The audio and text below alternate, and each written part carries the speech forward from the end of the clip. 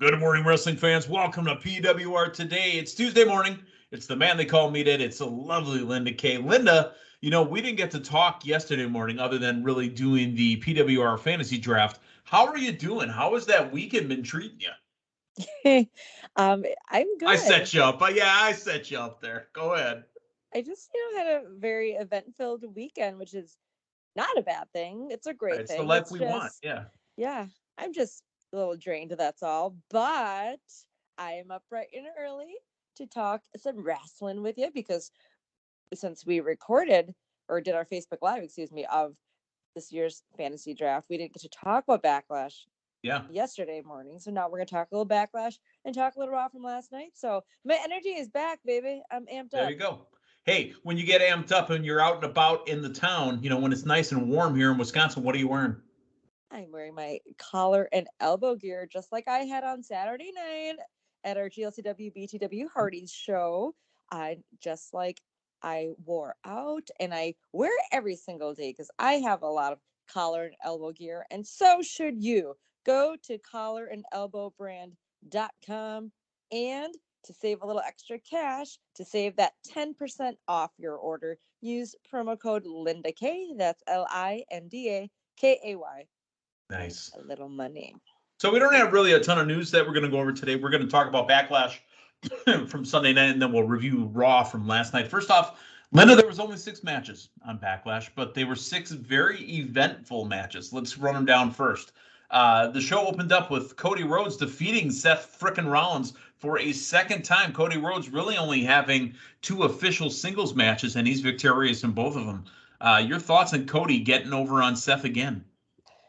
Yeah, I mean, I figured there would be a third match to this feud. I think I said to you, I predicted Seth getting this one and then going on to the third match. But, I mean, hard hitting match, a great way to start off Backlash. And the two of them, they have a great thing going. They've got a lot of chemistry, pretty evenly matched in size, and just their athletic ability Wrestling and skill, such. speed, all Yeah, that other stuff. They're pretty speed. close. Yeah.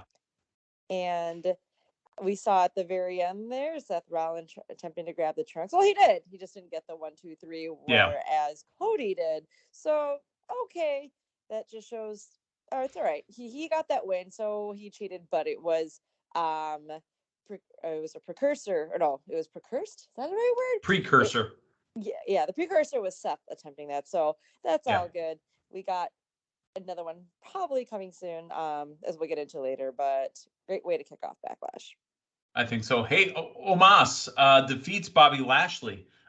This we'll get into it with the Raw breakdown, but this is another one that's probably going to go the route of a trilogy. Right. It's something you and I discussed going into the weekend. I figured with MVP there, that might have guaranteed a victory for Omos, but he didn't need any interference or shenanigans from Oh, at MVP. He the still end, got the win. technically he interfered. He hit I mean, Bobby in the face with a cane. but okay, there was that. But this will definitely lead into a third match as well, which Yeah. looks like we're going to get it on Raw next week. So Yep. there we go. Exactly. All right. Edge defeating AJ Styles with the debuting in the new The Judgment Day, Rhea Ripley. We've been calling it. We've been asking for it, and we saw it. Rhea Ripley now part of The Judgment Day. Yeah, I mean, seeing her there with the new dark hair, obviously looking great Looking with the phenomenal. Judgment Pun Day. intended. And yes, and you know how we were debating if it would be the third member be Rhea Ripley, would it be Finn Balor? I think it definitely looks great and best with Rhea in it, but it still could have been quite a shocker if it was Demon Balor. Just saying. It If could they have ever been. look to add a fourth. You know what really sold it at the end? Byron kept yelling, "Who could he be? Who could he be?" All right, Byron, knock it off. You're selling way too hard on the he part. Knock it off. So, I mean, but you know what? Rhea does have a really strong physique. So it did look like it could have been a male, under all the hoods and the leather and all that. But then when Rhea took her hood off and then showed who she was, it was perfect. It was absolutely perfect. And me being a Rhea fan, I've been a Rhea fan since the days of NXT. I looked at it, I'm like, that's Rhea. I can already tell just by the leather and by that's Rhea. boots, Shut up, yeah. Byron. It's not a he. No, not just the boots. I'm looking at the rest of it, and boys, you know what I'm talking about. That was Rhea. Let's talk about the SmackDown Women's Championship I Quit match. A match that was way better than I expected. The winner and new SmackDown Women's Champion Ronda Rousey defeats Charlotte Flair, making Charlotte Flair say and scream, "I quit." Yeah, I truly enjoyed this match. I mean, when we went into the weekend, did I change my mind and say that I thought Charlotte was going to retain? Because if I did, prior to that, I had been saying this I Quit match was meant for Ronda. It was built for her. Right. Yeah, and she silenced everyone for. I mean, those may have had doubts. The weeks leading up, saying the promos, were even with Charlotte, but man, it was said on this program. Pounding, yeah. So I mean, yeah, I was happy to see that fire in her again, and I loved it. I mean, I've seen I Quit matches before, but it is just great watching the ref, have the mic handy. Not the 1, 2, 3, but it's the mic. Ronda yelling, "I'm glad you said that, bitch," and then just went to try to break her arm. Yeah. And there's just the whole setup with that chair at the end, and I mean, just initially getting Charlotte in that, and then putting the armbar in, and then Charlotte not, saying chair bar. I was hoping you would say that, bitch. Yeah. But even the kendo sticks, and man, these ladies gave it a lot, gave it their all. And I know that I said that there wasn't really any news to go along with this. There actually is reports. I meant to bring this up at this point. There are reports Charlotte will be stepping away from the ring for a little bit to walk down the aisle. But via WWE television, it says that she has a fractured something in her arm. I forgot what Taylor Bracken probably said. Fractured wrestler bone. It was like one word. I don't know too much anatomy. Patella? No, basically a fractured or a broken arm, something like that. So gotcha. I was gonna bring it up to you, Meathead. I mean, I know the rules for this year's draft. Was it one change a month? But if it's due to injury, that means I'm granted an extra possible change. Is that correct? Possibly. It'll still cost you 25 points. I'll talk to the law firm of Dewey, Cheatham, and Howe, but we'll have to figure that out. Yeah, I think we're going to have to figure something out there. Oh, I thought if it was an injury that you just get that right to change. No. But okay. Changing competitors loses points. Okay. Well, I mean, I did draft her to Team Long Time this past weekend. So if she's going to be out with a fractured, whatchamacallit. At least it wasn't a broken frickin' neck. Yeah. Yes. But yeah, there is talk that she's actually walking down that aisle with Andrade El Idolo, that they may be tying the knot. Oh, very nice. Very, very nice. Very nice. So Ronda Rousey, women's champion. In a grudge match, Madcap Moss defeats Happy Corbin. Remember we said that it would be okay for Happy to lose this? Because we always talk about, will it hurt them? Will hanging the L on them hurt them? If Happy Corbin would have been wrestling, let's say, a Brock Lesnar or wrestling a Roman Reigns or something, taking an L pushes him back down. And this is no slight on Madcap Moss, but just the levels that they're at. Happy Corbin taking a loss to Madcap Moss does nothing to Happy Corbin, but it does wonders for Madcap Moss. Yeah, huge response in the fans. I think he's getting a lot of momentum, or is that the right word? But the WWE universe, I think, is really embracing Madcap Moss right now. So glad he came through with that win. The main event, RK McBro loses to the Bloodline. The Usos stood strong and tall. Roman Reigns stood strong and tall at the end of the night. And the RK Bro and Drew McIntyre had nobody to blame but themselves for this loss. Yeah, I will say that sequence at the end, that was good. Definitely enjoyed everybody getting in on that, just the hard-hitting action right there. And Roman getting RKO'd. Just don't expect anything like that right now. I mean, just because being on different shows and, and just how so high Roman is right now, that just was not expecting to see him getting RKO'd, especially since he was avoiding a lot of the match at the beginning, which brilliant work there by Roman. But yeah, just a tremendous match. Everybody gave a lot of it into it. Gave it their all once again, because I did text you how I thought that Backlash was awesome, and we spoke specifically of the Ronda Charlotte and 6-man tag match. So the way it ended, Bloodline still standing tall, as you said. I think that's great, and they're just gonna keep cruising along right now. I think so. Let's talk about the way it ended and the way it began for the PWR 2022-2023 fantasy draft.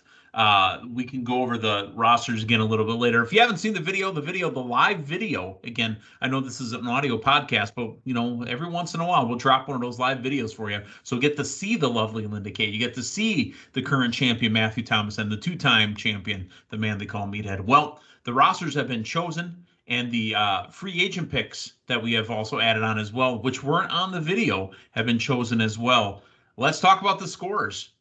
Matthew Thomas, the current defending champion, scoring 315 points with that title win from Ronda Rousey, and a lot of his other competitors having matches.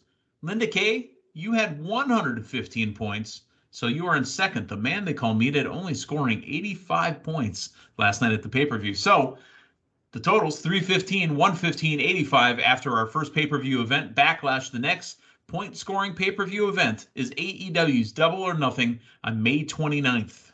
Double points at that pay-per-view. Yeah, I think all of us this year have a good amount of AEW stars on our roster, so this should. What was the phrase that Matthew said? He's going to dip his toe into the AEW water? Something of that sort, yes. But that will make the AEW pay-per-views more fun in regards to our draft. Last year, I had the most, and that was where I locked in a lot of my points of the highest scoring night ever in our draft as well. And I do have a heavy AEW roster again. Either it might be evenly split, but still a lot of AEW stars. I'm going to rack those double points as well. We're going to see May 29th, a big comeback here for Team Long Time.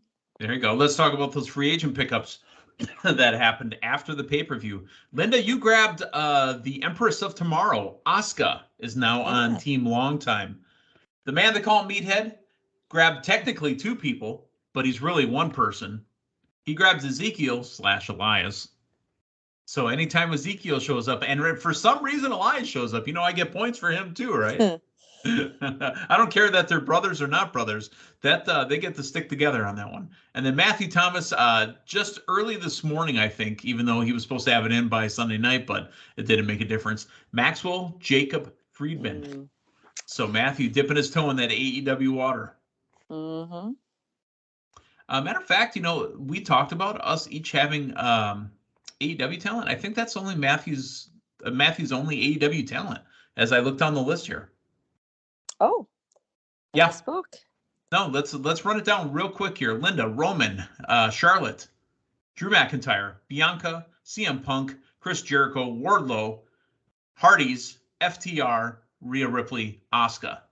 Matthew, RK Bro, Cody, Usos, Seth Rollins, Becky Lynch, Lacey Evans, AJ Styles, Ronda Rousey, Theory, Bayley, MJF. He only has one AEW. And finally, the team they call Meatheads, Judgment Day, Adam Cole, Bobby Lashley, the Baddies, Jon Moxley, Sasha Banks, Braun Breaker, Kofi, Sheamus, Serena Deeb, and Ezekiel or Elias, depending on which one he's going to be. We're going to call the Fiend rule on that. By the way, did you hear that on the pay-per-view? Pat McAfee goes, is that the Fiend in the front row? Yeah. I was like, can he say that right now? Can he say that right now is the first thing I thought. Did somebody tell him to say that? I mean, because he's technically not working here anymore. So that's completely un-WWE like to mention a former superstar. Speaking of former superstars, speaking of former superstars, we had a debut or a re-debut last night on Raw. Let's get into Raw. The show opens up with RK Bro in the ring talking about how they're going to head to SmackDown. They're going to challenge the Usos to unify the tag team titles, but they're interrupted by the Street Profits. They were on my radar Sunday for drafting. They fell just outside what I was going to pick, but the Street Profits, I think, are up, and they're going to get to smoke at some point this year. So we get a title match. It's the Profits versus RK Bro. Well, RK Bro, Matt Riddle caught Montez Ford in the air during his finisher and hit him with an RKO. That was unbelievable. Randy Orton was outside shocked. Yeah, especially if they just had that miscue, meaning Riddle and Orton at Yeah, ringside, but didn't matter. Got doesn't that matter. They got the win. cue. Yeah. Okay, so back in the ring, we got Judgment Day now. The Judgment Day, by the way. It's Rhea Ripley, Damian Priest, and WWE Hall of Famer. I love the stage entrance. Yeah. In the shadows. Boom, Damian. Boom, Rhea. Boom, Edge. Perfect. What were your thoughts on the promo and the mic work between Rhea Ripley, Edge, and Damian Priest? Thought it was really fitting for what they're going for. I mean, first of all, Edge, I really am enjoying uh, the Edge of the Judgment Day era, just because he does talk some smack at every city he goes to, but it's hilarious. But I just love how it's just I don't know, he's just so entertaining. I love this Edge, and getting to hear Damian Priest speak a bit more, and Rhea Ripley as well, and their just their feelings right now about the fans, and not getting or being used, and just not getting the respect. Autographs in the airport the next day on Yeah. sale on eBay. Mm-hmm. Oof. Wow. It's fitting Okay. for yeah. A little tasty nugget was dropped. He goes, I got in the ear of Rhea Ripley. And guess who broke up your little favorite tag team? It was me. So Mm-hmm. Edge telling us that he's been working this angle for a couple weeks. And Rhea says, you know what, Liv? I'm going to end it. You want to talk about a blow-off match? This is the blow-off match. Rhea Ripley right through Liv Morgan. Yeah. Yeah. I mean, Liv is, she's was on the roller coaster ride as well, and right now with Rhea, I mean, doesn't mean that it's still not there for her, but her Right. having to come to face Rhea last night. I was going to say, did she get the pinfall victory in that 6-woman tag the week before to make her look stronger for Rhea to go through? Yeah. They did a little bit of a unique booking here, because then here comes Finn Balor, and he's got backup from AJ Styles. Finn Balor taking on Damian Priest. So that means the Judgment Day is staying on at ringside for the next match. Winner by DQ, Finn Balor, because of the interference. Yeah. Looks like we're going to get a tag team match in the future there between Judgment Day and. Are they going to call them the Club? Maybe they can actually say Bullet Club. Hey, that's what. Well, Finn Balor came out right off the bat before AJ even came out. Yep, they gave him the Too Sweet. Mm-hmm. That's right. Kevin Owens is backstage with the Alpha Academy. I'm still entertained, but now his older brother Ken Owens, who is going to be wrestling Elias / Ezekiel. I understand that when he was going to get to the ring, we were going to find out it was Kevin Owens all along, but I didn't think it was executed very well.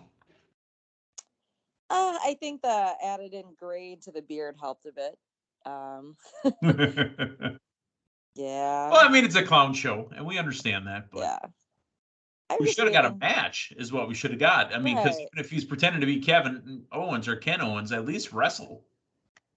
He was too angry. Too angry. Mm-hmm. I like worked up Kevin Owens. Actually, worked up Kevin Owens is pretty funny to me. Yeah. Reminds me of when him and Sammy always have their worked up situations. Well, they work each other up too. Yeah, it's pretty funny. Yeah. Let's talk about the VIP lounge here. MVP brings out Omos, and they talk about how they did it and they got over on Bobby Lashley. Bobby Lashley was only the Almighty because MVP made him the Almighty. MVP is back to remember what happened with Brock, where Bobby Lashley didn't get anything verbally over on him. I thought MVP and Omos kind of ran over MVP on the microphone. Yeah, interesting. But I mean, as a whole, MVP will do a lot of the talking with him and Omos. But yeah, I mean, I wasn't expecting the whole VIP lounge set up for the ring, but that set up for some interesting stuff with, I mean, Cedric Alexander still in the mix there, trying to potentially join this. I don't think he's trying to join MVP. Yeah, he just wants a job is what he's looking for. And that's the story they're telling, which is fine. It's entertaining. So backstage, Adam Pearce and Sonya Deville are talking. Deville has had enough of the formal investigation, and Adam Pearce keeps trying to interrupt her to tell her something. She says she wants to know who she's facing tonight. Pearce is trying to explain, but Deville interrupts him again. And you don't get to hear what's going on. She doesn't want to know what it is because it's always her business. It's nothing personal. Well, you know what? They bring out Sonya Deville, who's looking amazing, by the way, and it's a returning Alexa Bliss. But before that, Adam Pearce came out to say, look, I tried to tell you. You kept cutting me off. The investigation is over. Your abuse of power is over. As a WWE official, your contract's been terminated. You are only a performer now. And then they bring out Alexa Bliss. And this match wasn't a match at all. Alexa hit about 4 or 5 spots, and it was nighty-night. Your thoughts on the returning Alexa Bliss and the dismantling of Sonya Deville as a WWE official? Well, I mean, I think that setup, no matter who came out, Sonya Deville was going to be very distraught and disturbed. And I thought it was perfect placement. Oh, yeah. And what a huge surprise to have her back. Speaking of someone looking great. Oh, yeah. Huge. Yeah. No, I've always liked Alexa Bliss, fan of hers. And I'm happy that she's back to her old music, the old Alexa that we've grown to love more. And she still had Lily, though. So that still was had cool. Lily. But she didn't have her finger gimmicks because remember, Dewdrop took those last week. Yeah. Seriously, folks, watch the hands. Dewdrop was wearing the things on her fingers there, right? You know, the little metal things. And Alexa doesn't have them anymore. It's like there was always one knee brace in WCW, and everybody used to take turns on it. Like the one Dodge Charger at NXT? Right. Exactly. The one Dodge Charger and the one Hummer in WCW. Who was driving the Hummer? Sorry. Now we're going back a few years. But yeah, Alexa Bliss with the win. Welcome back, Alexa. We missed you. You look beautiful. Happy to have you back. Ken Owens takes on Ezekiel. And you know what? Again, just by pointing it out that he's my free agent pickup, I'm starting to believe in Ezekiel. It almost made me believe, like, oh, what if Elias does come up? Yeah, because he suggested, well, I mean, this would be perfect for my brother to come out and kind of soothe your soul and have a song or something. Oh, that was when Ken Owens lost it. Again, upset and just deranged Kevin Owens is actually pretty funny.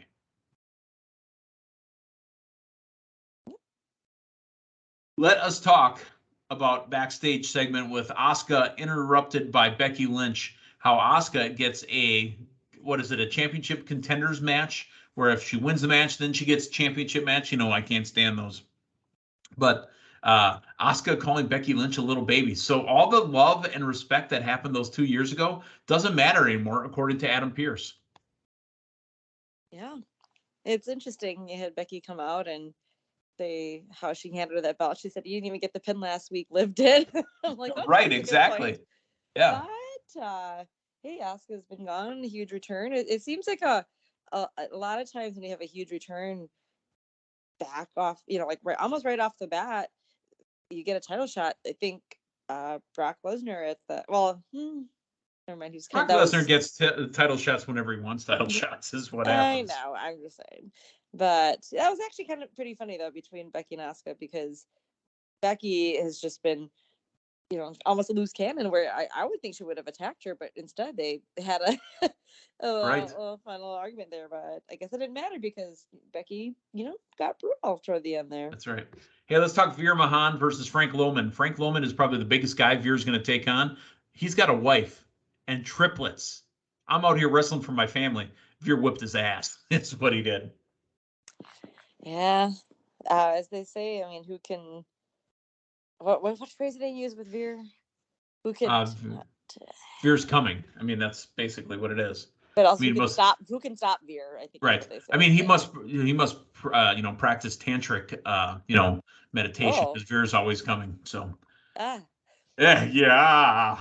All right. Let's talk about a match that was promoted throughout the night that it was going to be at the 10 Eastern, 9 Central.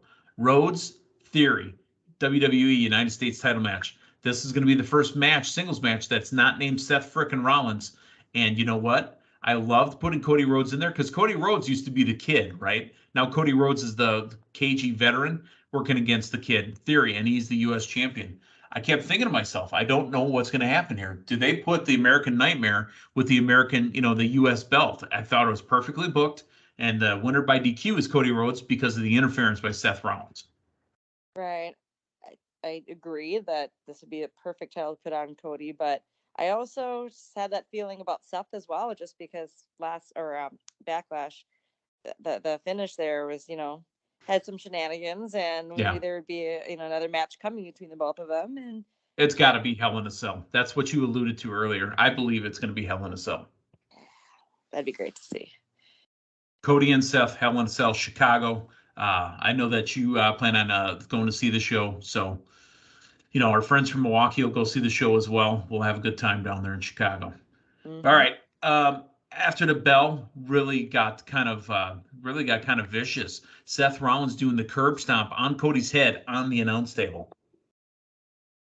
Yeah, I mean, he's definitely not happy from the finish from Sunday, and this is great going into a very vicious pay-per-view.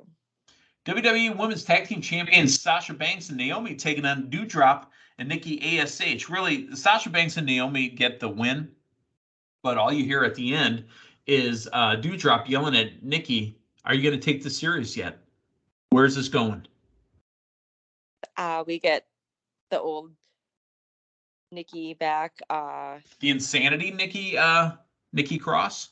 Yes, thank you, Nikki Cross. Yes, even before Alexa, I get the insanity Nikki. I feel. Yeah, because remember, Insanity was Eric Young, Nikki Cross. I think Killian Dane was part of that. Who we're going to see this Sunday, aren't we? At Control Your Narrative and GLCW. What's his name? Damo now? I believe. Yeah, I think it's Damo at Control Your Narrative in Cedarburg this Sunday. So I'll be controlling my narrative as well, Meathead. I'll be back on the mic. Linda Kay has announced duties. that the narrative has been controlled. Yeah. There you go.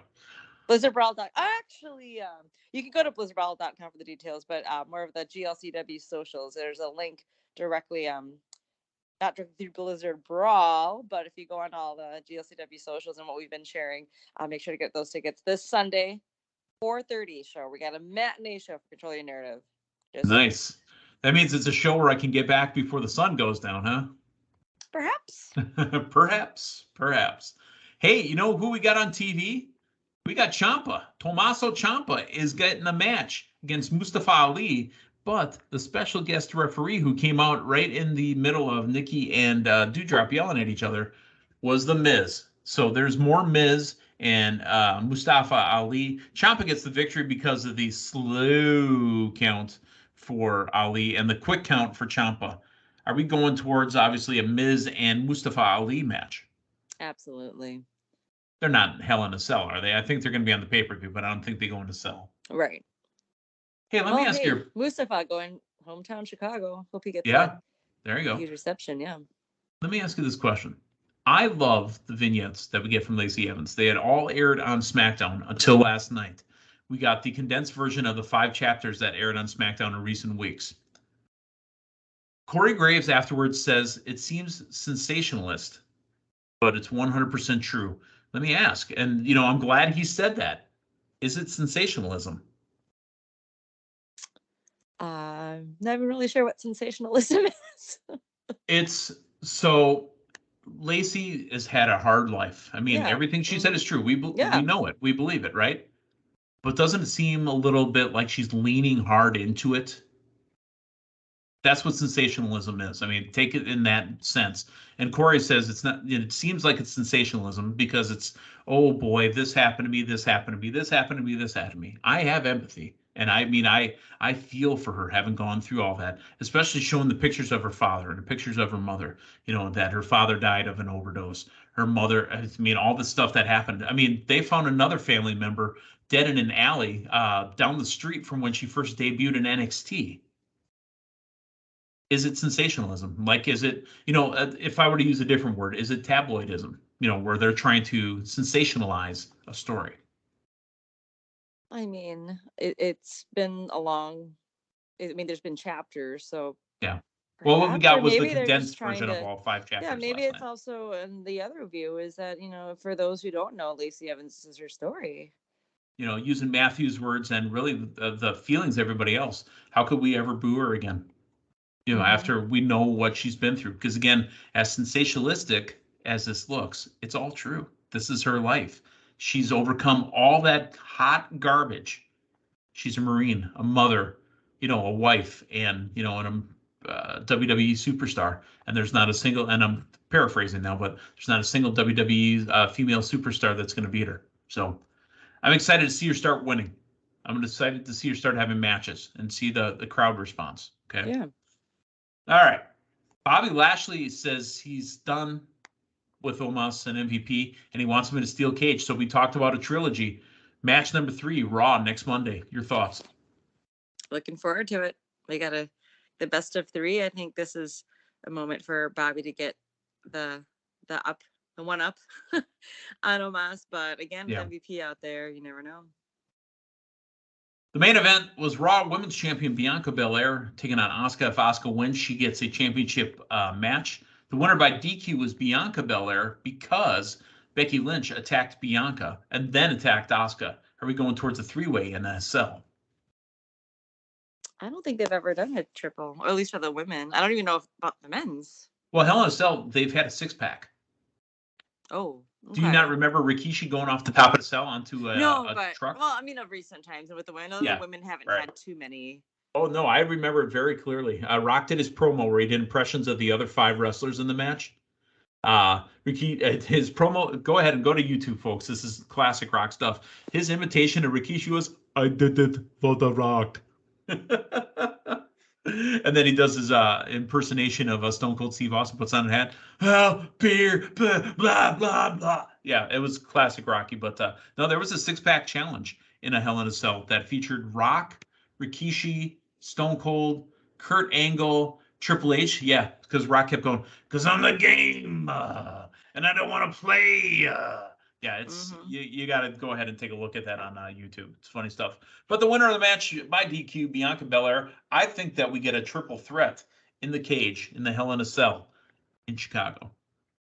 That would be tremendous. Absolutely. And I have 2 of the 3 on Team Longtime. Speaking of Team Longtime, Meathead, before we wrap up this morning, I don't know if you still have to consult. Wait, I have none of them. I don't care. Never mind. Just kidding. I don't know if you have to consult with accounting firm or Dewey Cheatham and how, but if Charlotte is indeed out, I think I am.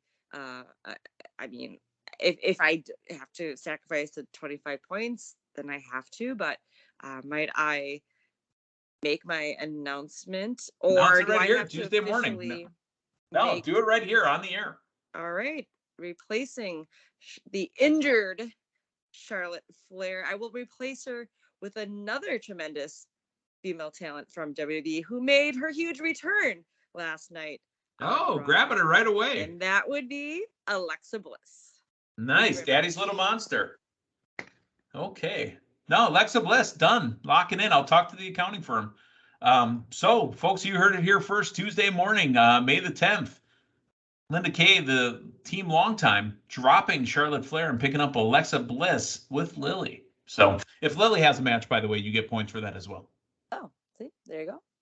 All right, that is Raw. And I mean, I know it's been a long 25 minutes, 30 minutes, whatever we did. But folks, we got in a pay-per-view and a Raw recap. That's 6 hours of content that we just reviewed for you in 30 minutes. I think you got everything condensed into a nice bite-sized format. So for Linda Kay, the man they call Meathead, thanks for stopping by. Tomorrow morning, Linda Kay and Matthew Thomas review NXT and talk all the news that's meant to fit in the PWR today. So long, everyone.